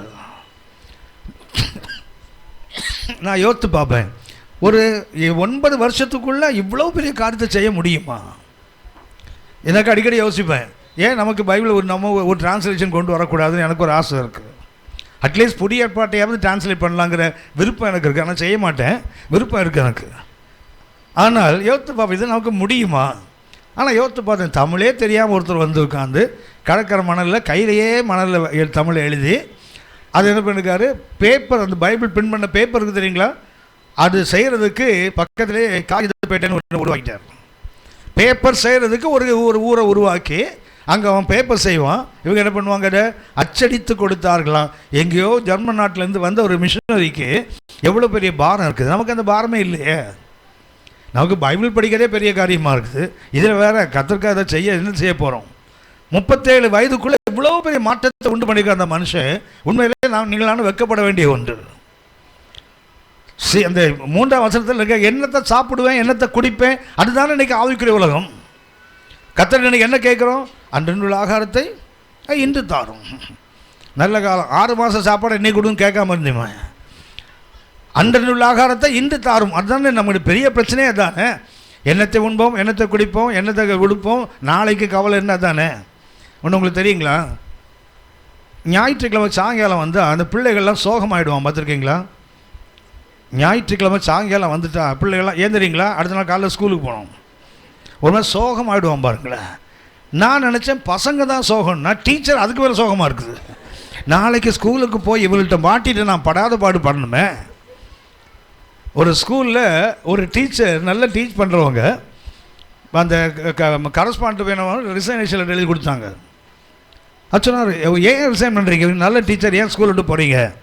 அது சொன்னாங்க, இல்லை எனக்கு வேலை செய்ய பிடிக்க நான் போகிறேன், சம்பளம் உங்களுக்கு அதிகமாக வேணுமா கொடுக்குறேன்.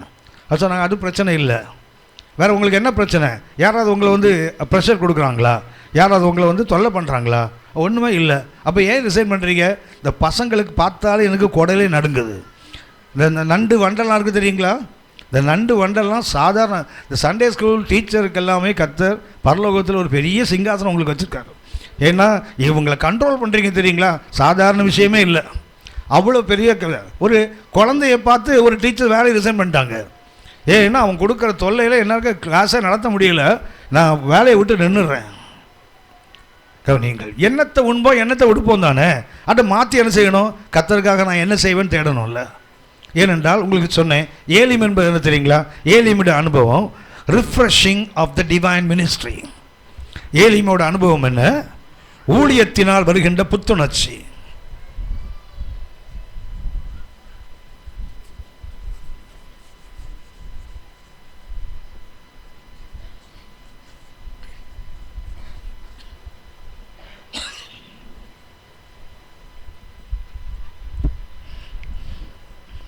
ஏலிம் என்பது என்ன,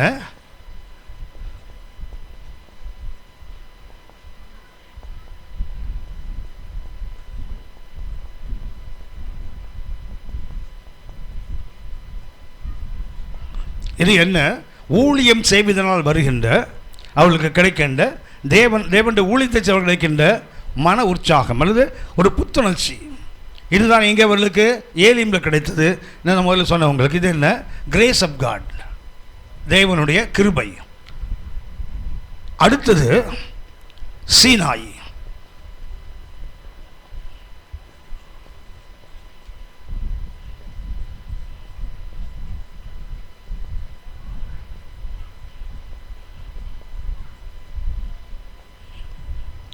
சீனாயின் அனுபவம் இல்லை, கர்த்தர் நியாயப்பிரமாணத்தை கொடுக்க போகிறார், அதுக்கு என்ன வேண்டும், கீழ்ப்படிதல் வேண்டும்.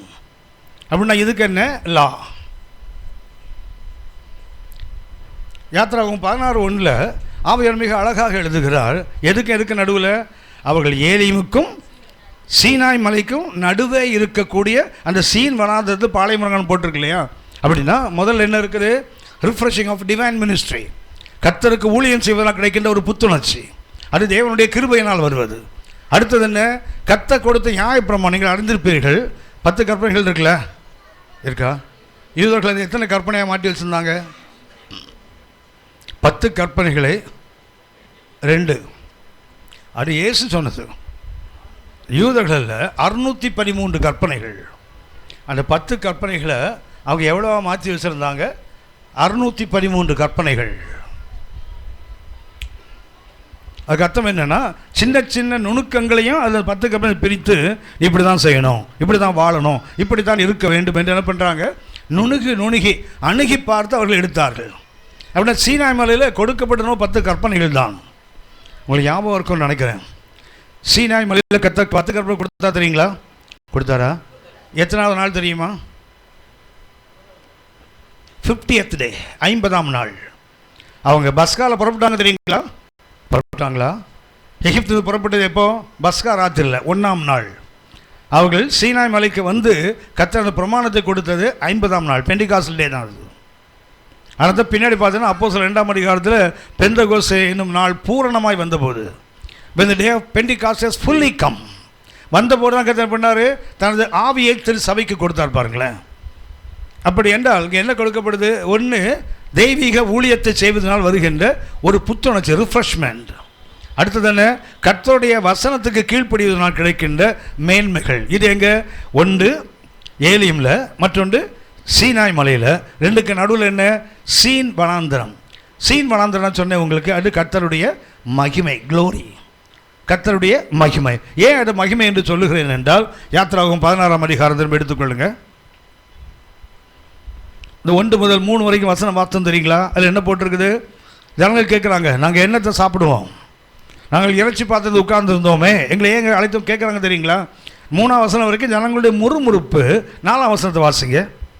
அப்பொழுது கர்த்தர் மோசேயை நோக்கி, நான் உங்களுக்கு வானத்திலிருந்து அப்பம் வரிசிக்க பண்ணுவேன். கவனிச்சிங்களா? அந்த சீன் வனாந்திரம் கொடுக்கப்பட்டது என்ன தெரியுங்களா? மன்னா.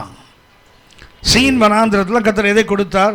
மன்னாவை கொடுத்தார். இந்த மன்னான உங்களுக்கு தெரியும், அது ஆண்டவர் இயேசுவை குறிப்பிடுது.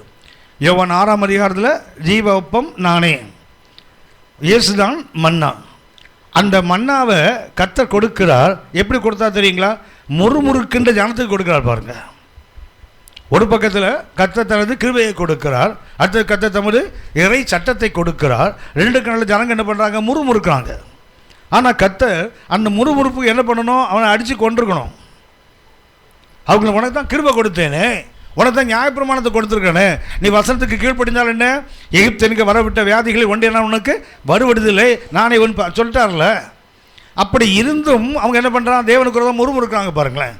இந்த முறுமுறுக்கின்ற ஜனத்துக்கு கர்த்தர் என்ன பண்ணா தெரியுங்களா? முறுமுறுத்தீங்கள வாங்கடா சொல்லி என்ன பண்ணல? 4 அடி கொடுக்கல, மாற என்ன பண்ணுறா தெரியுங்களா? வானத்திலிருந்து அவர்களுக்கு நான் என்ன பண்ண போகிறேன்? அப்பத்தை கொடுக்க போகிறேன். சங்கீதம் 78, சங்கீதம் 78 19 வாசிங்க. சங்கீதம் 78 19 வாசிங்க. அவர்கள் தேவனுக்கு விரோதமாய் பேசி, தேவன் வனாந்தரத்திலே போஜன பந்தியை ஆயத்தப்படுத்த கூடுமோ? என்ன கேட்குறாங்க? வனாந்திரத்தில் கர்த்தரால போஜன பந்தியை ஆயத்தம் பண்ண முடியுமா?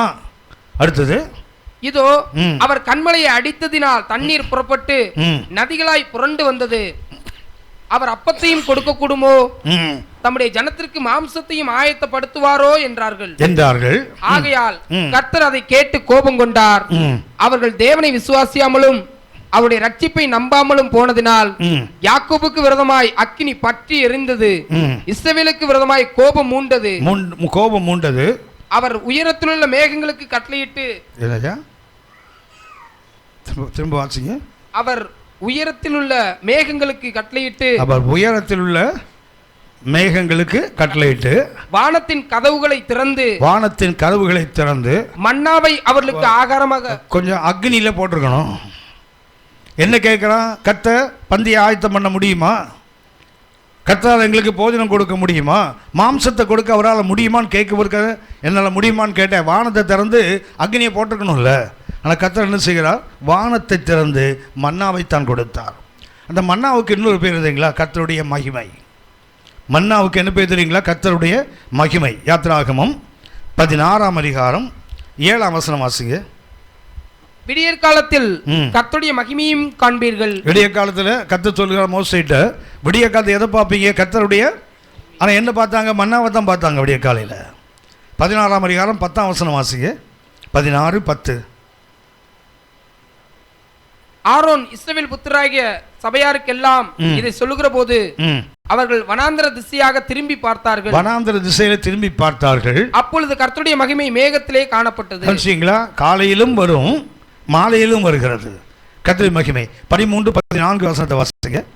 13, 14. சாயங்காலத்தில் காடைகள் வந்து விழுந்து பாளையத்தை மூடிக்கொண்டது. விடியற் காலத்தில் பாளையத்தை சுற்றி பனி பெய்திருந்தது. பெய்திருந்த பனி நீங்கின பின் இதோ வனாந்தரத்தின் மீதெங்கும் உருட்சியான ஒரு சிறிய வஸ்து உறைந்த பனிக்கட்டி பொடியரத்தனையாய் தரையின் மேல் கிடந்தது. வசனம் வாசிக்கிறதுக்கு வேற யாராவது 2 பேர் கொஞ்சம் ஹெல்ப் பண்ணீங்கன்னா தம்பி கொஞ்சம் மூச்சு விடுவாங்க. சரியா? அவரையே வாசிக்க சொல்லும்போது நீங்கள்லாம் பார்வையாளர் ஆகிட்டீங்களே. சரியா? அவர்கிட்ட தானே மைக் இருக்குது. அவர்கிட்ட மைக் இல்லை, பக்கத்தில் உள்ள தான் மைக் இருக்குது. அவர்கிட்ட மைக் கிடையாது. அந்த மைக்கை நீட்டும் போது ஒவ்வொரு முறையும் அவருக்கு ஒரு பயம் தான். மூக்கில் இடிச்சிட போகிறாருன்னு ஒரு பயம் இருக்குது. அந்த மைக் அப்படி நீட்டாக தெரியுங்களா? சொன்ன உடனே அவர் எடுக்கிறாரு. இந்த மைக் அப்படி போகுது தெரியுங்களா? அவனுக்கு கொஞ்சம் வயிற்ற கலக்கத்தான் செய்யுது. எங்கே தமாலும் ஒரு குத்து விட்டுற போகிறாங்களோ அப்படின்னு. சரி, கவனிங்க. காலையில் நீங்கள் எதை பார்ப்பீங்க? கர்த்தருடைய மகிமையை பார்ப்பீங்க. மாலையில் எதை பார்ப்பீங்க? கர்த்தருடைய மாம்சம் கொடுத்த அந்த தன்மையை பார்ப்பீங்க. மாலையில் என்ன வந்தது? கர்த்தர் ஒரு காற்றுக்கு கட்டளையிட்டார். அது என்ன பண்ணிட்டு காடைகளை கொண்டு வந்து வனாந்தரத்தில் கொட்டிட்டு தெரியுங்களா? அது ஞாபகம் இருக்கும்னு நான் நினைக்கிறேன். எவ்வளோ கொட்டினது தெரியுங்களா? பாளையத்தை சுற்றிலும் 2 முழ உயரத்தில், இந்த பக்கத்தில் ஒரு நாள் பயணம், அந்த பக்கத்தில் ஒரு நாள் பயணம். ஒரு நாள் பயணம்னா 20 மைல், இந்த பக்கம் 20 மைல். இது அப்படியே ஒரு பெரிய ரேடியஸ், ஒரு பெரிய வட்டம். அந்த வட்டத்தில் அந்த ஆரம் முதல்ல டயமீட்டர் எவ்வளவு? 40 மைல்ஸ். அந்த சுற்றி போட்டாருங்களா? மண்ணை போட்டார். மன்னிக்க வேணும், அந்த காடையை கொடுத்தாரு. அந்த காடை எவ்வளோ தெரியுங்களா?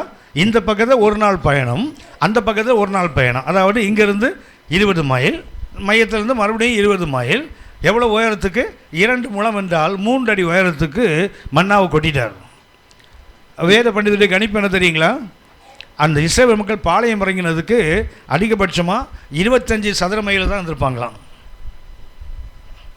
இது 5 மைல், இது 5 மைல், அவ்வளோதான். இதுதான் பாளையம். நடுவில் கர்த்தருடைய கூடாரம் இருக்கும்.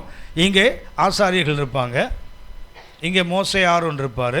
இங்கே 3 கோத்திரம், இங்கே 3 கோத்திரம், இங்கே 3 கோத்திரம், இங்கே 3 கோத்திரம். இப்படி தான் அவங்க பாளையம் இறங்குவார்கள். இவங்க அந்த பாளையம் இறங்கும்போது நடக்கிறது என்ன தெரியுங்களா? இது 5 மைல், இது 5 மைல். அப்படின்னா எவ்வளோ தூரம் தான் இருக்கும்? மையத்திலிருந்து பார்த்தா இந்த பக்கம் 2.5 மைல், அந்த பக்கம் 2.5 மைல் தான் ஆளே இருக்கான். ஆனால் கர்த்தர் எவ்வளோ போட்டார்? இங்கேருந்து அங்கே 20 மைல் தூரத்துக்கு, இங்கேருந்து 20 மைல். இப்படி போட்டாருன்னா யோசித்து பாருங்கள்.